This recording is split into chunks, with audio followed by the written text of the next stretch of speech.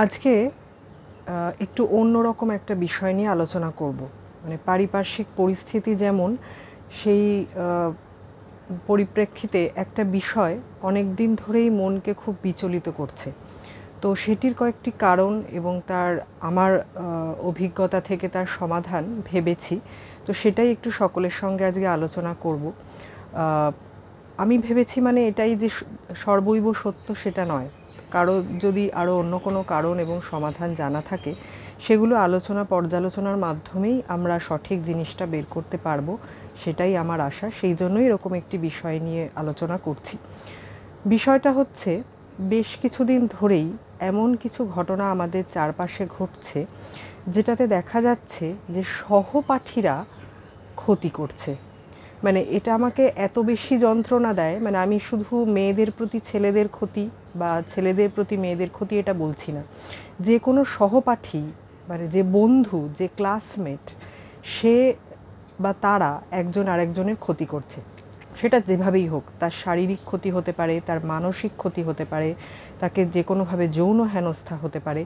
সেরকম বিভিন্ন ধরনের ক্ষতিটা আসছে সহপাঠীর কাছ থেকে, মানে যার সঙ্গে আমরা স্কুলে পড়ছি, যার সঙ্গে আমরা কলেজে একসঙ্গে রোজ দেখা হচ্ছে, তাদের সঙ্গে পড়াশোনা করছি। তো সহপাঠীরা বিভিন্নভাবে আঘাত আনছে। এই প্রবণতাটা কেন? আমাকে অনেকেই বলেছেন আমাদের ছোটোবেলাতেও নাকি এই জিনিসটা ছিল, কিন্তু সেটা মিডিয়ার দৌলতে, যেহেতু মিডিয়ার এত রমরমা ছিল না, সেটা সামনে আসতো না। কিন্তু আমি যে পরিসংখ্যানগুলো পড়েছি বা যে যে জার্নাল, যে সাইটগুলো আমি ফলো করেছি, বেশ কিছু সাইকোলজিস্টেরও লেখা আমি পড়েছি, তাতে কিন্তু দেখা যাচ্ছে যে হ্যাঁ, এটা সত্যিই ছিল। কিন্তু কোভিড পরবর্তী যুগে বা ডিজিটালাইজেশনের যুগে এই জিনিসটা কিন্তু ভীষণ বেশিভাবে বেড়েছে। আমার ৩-৪টি কারণ মনে হয়েছে এটার জন্য। কারণ আমি যেহেতু একটি উঠতি বয়সী আমার পুত্র সন্তান, তার টিনেজ আসছে, এবং আমরা ধরে নিতে পারি এখন ১১-১২ বছর বয়স থেকেই টিনেজ এসে যায়। তো সেই রকম একজন পুত্র সন্তান যেহেতু আমার আছে, আমার অনেক ক্ষেত্রেই বেশ কিছু জিনিস মনে হয় যেগুলো অভিভাবকদের সঙ্গে আলোচনা পর্যালোচনা করলে সঠিক দিশাটা বেরিয়ে আসে। আমি কোনো সাইকোলজিস্ট নই বা আমার পেরেন্টিং টিপস দেওয়াটাও উদ্দেশ্য নয়। শুধু পরবর্তী প্রজন্মকে সঠিক রাস্তাটা যদি আমরা দেখাতে পারি, বা আমার যেহেতু মূল উদ্দেশ্য থাকে ইতিবাচক বিষয়গুলিকে ছড়িয়ে দেওয়া, আমি শুধু সেই কারণেই আমার কনসার্নগুলো একটু রেজ করছি এবং সেগুলো সম্পর্কে আমার যা যা মনে হয়েছে করা উচিত সেগুলো বলছি। এই আলোচনার মাধ্যমে আপনাদের যদি অন্য কোনো কথা মনে হয়, অন্য কোনো কারণ বা সমাধান মনে হয়, সেটা অবশ্যই আমাকে জানাবেন, আমরা শেয়ার করব। আমি সেইভাবে সেগুলো নেব বা আমার চিন্তা ভাবনার মধ্যে সেগুলো আনব। প্রথম যে কারণটা, সেটা হচ্ছে, আমরা যদি একটু মনে করে দেখি, আমাদেরও উঠতি বয়সে অনেক প্রশ্ন মনে জাগতো। সেটা যৌনতামূলক হতে পারে, শারীরিক হতে পারে, মানসিক হতে পারে, কোনো ব্যক্তি বিশেষে হতে পারে। আমরা সেটা মা বাবাকে যখন জিজ্ঞেস করতাম, অনেক ক্ষেত্রেই উত্তর পেতাম, এটা তোর এখন জানার বয়স নয়, তুই বড় হয়ে জানতে পারবি। আমি অনেক ক্ষেত্রে এই উত্তর পেয়েছি। এবং তখন যেটা ছিল, আমাদের হাতে ডিজিটাল মিডিয়া ছিল না, আমাদের হাতে এইভাবে গুগল অ্যাভেলেবল ছিল না। এখন যেটা হচ্ছে, যে অনুসন্ধিৎসা মনে জাগছে, সেটা নিজেই দেখে নেওয়ার অনেকগুলো পথ আছে। আমি যদি আমার সন্তানকে বা আমার আশেপাশের যারা ছোটরা বা উঠতি বয়সের যেসব বাচ্চারা আছে, তাদের যদি আমি মনে করি যে আমি মোবাইল দেব না, আমি ল্যাপটপ দেব না, সে কিন্তু সেই নিষিদ্ধ জিনিসটা নিজেই খুঁজে বের করার মতো ক্ষমতা এখন রাখে। কারণ স্কুলে তার এক্সপোজার হচ্ছে, বাইরে যেখানে যাচ্ছে সেখানে টিচাররাও অনেক সময় বলছেন ডিজিটাল মিডিয়া দেখে। এইবার এখান দিয়ে কোথা দিয়ে যে সিঁধ কেটে বিভিন্ন খারাপ জিনিস ঢুকে যাচ্ছে আমরা সেটা বুঝতে পারছি না। মানে ওটিটি এবং ইন্টারনেটে বিভিন্ন ধরনের মানে নিষিদ্ধ জিনিস এখন ইজিলি অ্যাভেলেবল, যেটা আমাদের ছোটোবেলায় কিন্তু ছিল না। যে কারণে অনেক ক্ষেত্রেই এটা হচ্ছে যে একটা জিনিস যখন আমার চোখের সামনে এলো, হতে পারে আমার তখন মনে হচ্ছে আমি সেটা এক্সপেরিমেন্টালি একটু করে দেখি, বা এটা কেমন হয় সেটা একবার দেখি নিজে এক্সপেরিমেন্ট করে। করতে গিয়ে অপরিণত বয়সের জন্য যেটা হচ্ছে, সীমাটা টানা যাচ্ছে না, সীমারেখা আমরা টানতে পারছি না, যার জন্য ভুল হয়ে যাচ্ছে। এবং আমরা মা বাবাকেও বলছি না, কারণ আমি জানি যে এটা মা বাবাকে বললে তারা বারণ করবে। তো তো এইখানে এটা হচ্ছে একটা বিশাল বড় সমস্যা। মানে এটা এখনকার যুগে, আমাদের ছোটোবেলায় এটা ছিল না, আমরা এটাতে এক্সপোজ নই যারা এখনকার মা বাবা। তো তার ফলে কি হচ্ছে, আমরা বকাবকি করছি, বারণ করছি দেখতে, এবং তাতে আরও জিনিসটা বিগড়ে যাচ্ছে। তাহলে সমাধান কি? এটা সর্বৈব সমাধান নয়, আমি আবারও বলছি। এটা আমার মনে হয়েছে যে এইভাবে চেষ্টা করে দেখা যায়। তো আমরা তো ডিজিটাল মিডিয়ার এক্সপোজার এখন আটকাতে পারবো না, কারণ স্কুলের মেটেরিয়ালপত্র আসছে, অনেক সময় ইউটিউবে অনেক ভিডিও আমাদের দেখতে হচ্ছে, দেখাতে হচ্ছে। এবং আমি এটা কখনোই বলবো না যে ডিজিটাল মিডিয়া সবটাই ক্ষতি করছে। এমন অনেক ছাত্রছাত্রীরা আছে, বহু খবর আমরা পাই যে ইউটিউবে শুধু পড়াশোনা করে তারা ভালো মানে র্যাঙ্ক করছে বা বিভিন্ন পরীক্ষায় তারা অ্যাপিয়ার করতে পারছে, অনেক ধরনের মেটেরিয়াল অ্যাভেলেবেল। তো সেই জায়গাতে যদি আমরা তাদের সঙ্গে বন্ধুত্বপূর্ণ ব্যবহারটা রাখতে পারি, এবং কোনো জিনিস যেটা মনে হচ্ছে যে তার জিনিসটা কোনোভাবে নিষিদ্ধ জিনিস তারা দেখে ফেলেছে, বা এমন কোনো একটা নতুন জিনিসে তাদের এক্সপোজার হয়েছে, তারা যদি নিজেরা আমাদের এসে আগে বলে, বাইরে বলার আগে, বা সেটা প্রয়োগ করে বা এক্সপেরিমেন্ট করে দেখার আগে, তাহলে আমাদের পক্ষে জিনিসটা মেনটেন করা বা ম্যানেজ করা অনেকটা ইজি হবে। এটার মূল বক্তব্য হচ্ছে যে তাদের সাথে যদি আমরা মিশে থাকতে পারি, এবং আগেকার দিনের মা বাবার মতো যে বড় হয়ে জানবি বা এখন বলবো না আমি, সেই ব্যাপারটা করলে কিন্তু এখন হিতে বিপরীত। মানে খোলামেলাভাবে বরং যে প্রশ্নটা মনে এলো সেটা সঠিকভাবে বুঝিয়ে দেওয়া। মানে আমরা ছোটোবেলায় বলতাম যে, যখন জিজ্ঞেস করতাম তুমি কিভাবে এলে, আমরা বলতাম তুমি আকাশ থেকে এসেছো, এবং অনেক মা বাবা এরকম বলতো। এখন কিন্তু সেটা বলে কাজ হবে না, কারণ এই সেম প্রশ্ন যদি ইন্টারনেটে ফেলে দেখে, পুরো ছবিপত্র দিয়ে জিনিসপত্র বেরিয়ে আসবে। তো সেখানে যে কোনো প্রশ্ন যেটা আমার মনে হচ্ছে যে সেই বয়সে জানা উচিত না, অথচ সে জানতে চাইছে, সেটা কিন্তু আমাদেরই দায়িত্ব, যারা আমরা বড় বা যারা এই ফেজটা পার করে এসেছি, আমাদেরই দায়িত্ব তাদের বলে দেওয়া। তাহলে ওই এক্সপেরিমেন্ট করে দেখার প্রবণতাটা অনেকটা কমবে বলে আমার মনে হয়, তাদের যদি আমরা সঠিক বিষয়টা সঠিকভাবে বলে দিতে পারি, এবং যেটা যে বয়সে বলা প্রয়োজন সেইভাবেই তাদের বলতে পারি। দ্বিতীয় জিনিস হচ্ছে, আমরা কখনো আজকালকার ছেলে মেয়েদের, আমাদের সন্তানদের, উত্তরসূরিদের হারতে শেখাচ্ছি না। ছোট থেকে তারা সবসময় জিতে আসছে, এবং বড় পরিসরে গিয়ে যখন সে দেখছে তার একজন সহপাঠী বা সহপাঠিনী তার থেকে বেশি ভালো পড়াশোনা করছে বা র্যাঙ্ক করছে, বা সে বেশি টিচারদের কাছে আসতে পারছে, তখন সে একটা ইনসিকিউরিটি ফিল করছে যে আমার জায়গাটা সে নিয়ে নিল, এবং তাকে যেন তেন প্রকারে না আমাকে নিচে টানতে হবে। তো তাকে আমাকে গায়ে হাত তুলতে হবে, তাকে মানসিকভাবে বিপর্যস্ত করতে হবে।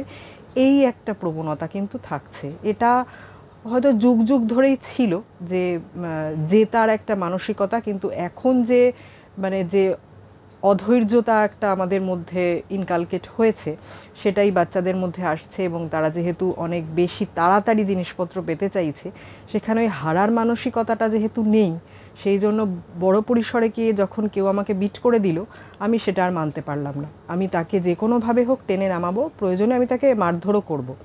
সেইখান থেকে একটা হিংসাত্মক প্রবণতা আসতে পারে।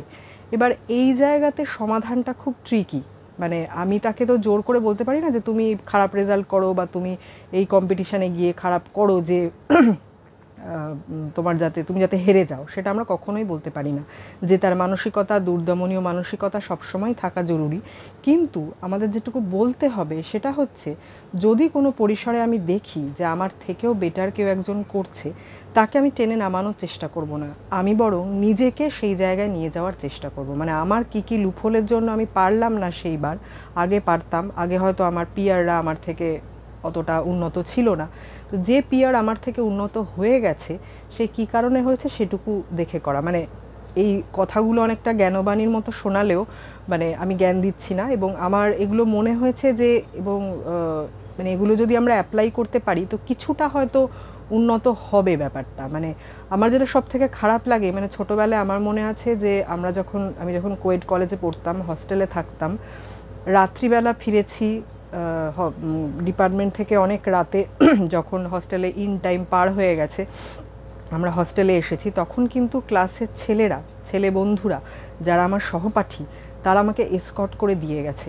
একবারের জন্য মা বাবার মনে একটুও আশঙ্কা ছিল না যে কোনো সহপাঠী ছেলের কাছ থেকে বা সহপাঠী মেয়ের কাছ থেকে আমার কোনো ক্ষতি হতে পারে, সেটা কোনোভাবেই ছিল না। আরও একটা জিনিস, হয়তো ছোটোবেলা থেকে আমরা অনেকেই এই জিনিসটা ফেস করেছি আগে, অনেক আত্মীয় স্বজনদের কাছ থেকেও অনেক ধরনের অন্য ধরনের ব্যবহার আসে। আমার ক্ষেত্রে সেটাও হয়নি, মানে আমার মা বাবা নিশ্চিন্তে বাড়ির কেয়ারটেকারের সঙ্গে আমাকে ছাড়তেন বিভিন্ন জায়গাতে যাওয়ার জন্য, আঁকার ক্লাস, স্কুল থেকে নিয়ে আসা। কিন্তু এখন আমরা আমাদের মেয়েকে রোজ যে পুলকারে সে যায়, সেই ড্রাইভারের সঙ্গেও একদিনও একা ছাড়তে পারি না। এবং পরিসংখ্যান সত্যিই এটা বলছে যে গত বেশ কয়েক বছরে এই নিকটাত্মীয়দের কাছ থেকে হিংসাত্মক ব্যবহার বা বন্ধুদের কাছ থেকে হিংসাত্মক ব্যবহার অনেক গুণ বেড়েছে। দুটো কারণ আমরা আলোচনা করলাম। তৃতীয় যে কারণ, মানে আমি মূলত সহপাঠীদের ব্যাপারটাতেই এমফাসাইজ করছি, আমি নিকটাত্মীয়দের ব্যাপারটা বলছি না, ওটা একটা আবার অন্য পার্সপেক্টিভ এসে যায়। তৃতীয় যে কারণটা সেটা হচ্ছে, আমরা যারা বড়রা আমাদের এই ডিজিটাল এক্সপোজারের পর থেকে, বা যেভাবে আমরা এখন ওয়ার্ক ফ্রম হোমে অনেকেই হ্যাবিচুয়েটেড, আমাদের ধৈর্য অনেকাংশে কমেছে। এটা অনেকে স্বীকার করুন বা না করুন, গবেষণায় এটা বলে দিচ্ছে যে যত বেশি আমরা ডিজিটাল মিডিয়া, ল্যাপটপ বা মোবাইলে এক্সপোজড হব, আমাদের ব্রেন সেলের ক্ষতি হয়। ঠিক আছে, আমাদের উপায় নেই, আমাদের একটা পর্যায় অবধি নিজেদের সেখানে এক্সপোজ করতেই হয়। এর মূল যে সাইড এফেক্ট সেটা হচ্ছে ধৈর্য কমে যাওয়া, অল্পেতে রেগে যাওয়া। আমরা অনেকেই এটা করি, এবং আমরা যতই বলি না কেন যে আমি এটা চেষ্টা করছি, আমি এটা বুঝছি, কিন্তু সবসময় পরিস্থিতি হাতের মধ্যে থাকে না। তো যে বাচ্চাটি বা যে উত্তরসূরি দেখছে যে সারাক্ষণ একটা খিটখিটে এনভায়রনমেন্ট বাড়ির মধ্যে চলছে, এবং এর থেকে আমিও বাইরে নই, আমারও অনেক সময় এমন মনের অবস্থা থাকে অফিস থেকে ফিরে যে আমি অনেক সময় রিয়্যাক্ট করে ফেলি, নিজেদের মধ্যে কথা কাটাকাটি হয় এবং খুব খারাপ পর্যায়ে সেটা যায়। সেইটা যখন একটি বাচ্চা দেখছে, তার মধ্যেও কিন্তু সেই অধৈর্যতা এবং যে অস্থিরতা সেটা ট্রান্সফার হচ্ছে, এবং সে অনেক সময় যেহেতু মা বাবার ওপর সেটা দেখাতে পারছে না, বন্ধুদের ওপর গিয়ে সেটা দেখাচ্ছে, মারধর। এবং আমি ভুক্তভোগী, আমি আমার নিজের পুত্রের ক্ষেত্রে এটা দেখেছি যে অস্থির সময়ের মধ্যে দিয়ে যখন আমরা যাই, তার একটা মানে পুরো ডিরেক্ট প্রভাব ওর ওপর পড়ে। এটাও আনঅ্যাভয়েডেবল, মানে এটা আমরা আজকে ছোট ছোট সব ঘর বাড়িতে থাকি, 2 কামরার ঘর, সেখানে আমরা বাচ্চাদের লুকিয়ে কিছুই করতে পারি না। তো সেই জন্য এটা যতটা কমানো যায়, মানে এটার কোনো, আমি বলবো না যে কোনো দিন ঝগড়া হবে না দুজনের মধ্যে বা বাড়ির লোকজনদের সঙ্গে, যতটা কমানো যায়, বা হলেও সেটা ক্ষমা চাওয়ার প্রবণতা যেটা আমাদের ভীষণভাবে কমে গেছে। আমরা রিগ্রেট করি না, আমরা ক্ষমা চাই না কারো কাছে, আমি যেটা বলছি সেটাই ঠিক, সেটা সারাক্ষণ বলি, সেগুলো কিন্তু মানে ডিরেক্টলি ট্রান্সফার হয়, আমরা জানি কিন্তু আমরা তাও করি। তো ক্ষমা চাওয়ার প্রবণতা মানে একটা ধরুন কথা কাটাকাটি হলো বা কিছু হলো, তারপর সবাই মিলে বসেই আবার জিনিসটা ঠিক করে নিলাম, এবং তাকে আমি ইনক্লুড করলাম, মানে যে বাড়ির ছোট সদস্য বা যে বড় হচ্ছে তাকে আমরা ইনক্লুড করলাম, বললাম যে দেখো এরকম হয়েছে, কিন্তু সেটা দেখো আমরা ঠিক করে নিচ্ছি। তাহলে সে কিন্তু সেটাই প্রয়োগ করবে যখন সে বন্ধুদের সঙ্গে ব্যবহার করবে, ঝগড়া হলো আবার ঠিক করে নিল, এটা সেই হানাহানির পর্যায়ে গেল না বা গায়ে হাত দেওয়ার পর্যায়ে গেল না। এটা হচ্ছে তৃতীয় কারণ এবং তার একটা প্রবাবল সমাধান। চতুর্থ যেটা খুব ইম্পর্টেন্ট, সেটা হচ্ছে আমি বেশ কিছু হিস্টোরিক্যাল ডেটাও পড়ে দেখেছি, এই যে বুলি হওয়ার যে প্রবণতাটা এখন ছোট বয়সে স্কুলের বাচ্চাদের মধ্যে এসেছে, যে একজনের যেটা মানে একটা অপারগতা, সেটাকে সকলের সামনে এক্সপোজ করে কথা বলা, এটা কিন্তু বরাবর ছিল। মানে এমন অনেক ব্যক্তিত্ব আছেন যারা এই বুলি হওয়ার জন্য পরবর্তীকালে তাদের মানসিক গঠন একদম ভেঙে গেছে। এবার এই বুলি পাঠটা সর্বত্র হচ্ছে, স্কুল, কলেজ, সমাজ, অফিস, মানে আমি নিজেও আমার বেশ কিছু কারণে আমার কর্মক্ষেত্রেও বুলি হয়েছি। তো এক্ষেত্রে একটা ছোট্ট জিনিস যেটা করা ভীষণ ডিফিকাল্ট, মানে এটা ছোটদের শেখানো বা উঠতি বয়সের যারা তাদের শেখানো খুব ডিফিকাল্ট, সেটা হলো ইগনোর করা। এবং ইগনোর করাটা পারা যায় না, মানে অনেক সময় আমরা রিয়্যাক্ট করে ফেলি, এবং আমার ক্ষেত্রেই এই জিনিস হয়েছে, মানে কন্টিনিউয়াস একজন বলে যেত বিভিন্ন বিষয়, এবং পরে সে নিজেই বলল যে তোকে বলে তো কোনো লাভ হয় না, তুই কোনো কথা বলিস না, বলে সে একদিন ছেড়ে দিল। এটা আমি আমার পুত্রের ক্ষেত্রেও প্রয়োগ করে দেখেছি, এটা মানা যায় না। এমন পর্যায়ে বুলি যায়, সেটা শারীরিক হোক, মানসিক হোক, যৌন গঠন হোক, মানে আমরা অ্যাডোলেসেন্স সিরিজটাতেই দেখেছি যে পুরুষত্ব নিয়ে যখন ছেলেটিকে আঘাত করা হলো, সে একটি টিনেজার ছেলে, সে তখন একটা কাণ্ড ঘটিয়ে ফেললো। ঠিক আছে, আবার আমরা পাশাপাশি হোমবাউন্ডও দেখেছি, যেখানে 2 বন্ধু, তাদের মধ্যে কোনো সমস্যা নেই, এবং একজনের প্রতিকূল পরিস্থিতিতে সে কিন্তু অন্যজনের কাছে গেল। দুটো দিকই আছে, কিন্তু প্রবলেম হচ্ছে এই বুলিটা যখন একজন হচ্ছে, সে শারীরিকভাবে হোক মানসিকভাবে হোক, সে পর্যদস্ত হচ্ছে, সে কিন্তু রিয়্যাক্ট করে ফেলছে, যার জন্য যারা বুলি করছে তারা আরও বেশিভাবে বুলি করছে। তো এর একমাত্র উপায় হচ্ছে ইগনোরেন্স, যেটা প্রচণ্ড শক্ত করা, এবং সেটা যদি আমরা করতে পারি তবেই এই যারা বলছে তারা চুপ হবে, তারা একটা পর্যায়ে গিয়ে ক্লান্ত হবে। অনেক সময় আমাদের মনে হচ্ছে না আমি এটা করছি তাও ক্লান্ত হচ্ছে না, আমি প্রতিবাদ করছি না তাও তারা পেয়ে বসছে, সেটা কিন্তু নয়। আমি যত প্রতিবাদ করব তত জিনিসটা আরও বাড়বে। মানে এরকম ইনস্ট্যান্সও আছে যে প্রচণ্ড আঘাত দিয়ে কথা বলেছে, তার সঙ্গে আমি কথা বলা বন্ধ করে দিয়েছি, পরে সে আবার অনেক বছর পরে সে আবার তার ভুল বুঝতে পেরে কথা বলতে এসেছে। তো এই জায়গাটাতে একটা তুল্যমূল্য ব্যালেন্স করতে হয়, এবং এটা ছোটদের শেখানো, উঠতি বয়সের যারা তাদের শেখানো খুব মুশকিল, মানে তাদের পক্ষে এটা করা সম্ভব হয় না। মানে এত বেশি মানুষ পোক করে এখন, এবং এটা একটা সহজাত প্রবণতা হয়ে গেছে, মানে রাস্তাঘাটে হোক, কর্মক্ষেত্রে হোক, স্কুল কলেজ, এবং এই বুলিটা হতে হতে একটা পর্যায়ে গিয়ে সেটার একটা আউটবার্স্ট হয় খুব নেগেটিভ ওয়েতে, মানে কাউকে মেরে দিল, কাউকে মানে তার শারীরিক ক্ষতি করলো বা মানসিক ক্ষতি করলো, সেই আউটবার্স্টটা হয়। তো এটা এখন আমাদের সমাজের অঙ্গ, এটা নিয়েই আমাদের চলতে হবে, এবং তার মধ্যে পড়াশোনার সঙ্গে সঙ্গে যে বড় হচ্ছে তাকে সফটলি বলা যে কেউ যদি এরকম বুলি করে সেটাকে তুমি হিংসাত্মকভাবে নিও না, তাকে ইগনোর করতে থেকো যতটা সম্ভব, এর বাইরে আর কোনো রাস্তা নেই। তো যে 4টি জিনিস আমি বললাম, একটা হচ্ছে যে ডিজিটাল মিডিয়ায় এক্সপোজার, দ্বিতীয় হচ্ছে আমাদের হার না মানার প্রবণতা, তৃতীয় হচ্ছে গার্হস্থ্য হিংসার ব্যাপারটা, এবং চতুর্থ বুলি হওয়া। এই 4টে কারণ আমার মনে হয়েছে যে যেহেতু সমানুপাতিক হারে গত কয়েক বছরে বেড়ে গেছে, সেই জন্য গবেষণায় এটা ধরা পড়ছে যে সহপাঠীদের প্রতি হিংসাত্মক মনোভাবও বেড়েছে।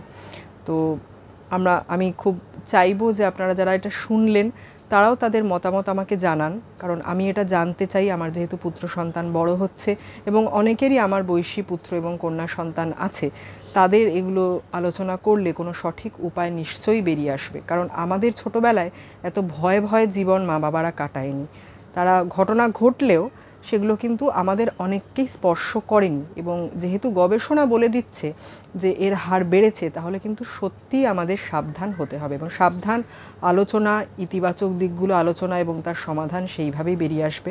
মানে এর মধ্যেও যে ছেলেমেয়েরা ভালো করছে না সেটা তো নয়, তো তাহলে তারা কিভাবে নিজেদের কন্ট্রোল করছে সেগুলো যদি আমরা একটু নিজেরা আলোচনা করতে পারি, সেইভাবেই আমরা আমাদের পরবর্তী প্রজন্মকে এগিয়ে নিয়ে যেতে পারবো এবং সঠিক দিশাটা দেখাতে পারবো। তো আপনারা সবাই আমাকে জানাবেন এই বিষয়ে কার কী মতামত। পরবর্তী পর্বে ফিরে আসবো আবার নতুন কোনো বিষয় নিয়ে। আমার চ্যানেলটি ভালো লাগলে সাবস্ক্রাইব, লাইক এবং শেয়ার করবেন। নমস্কার।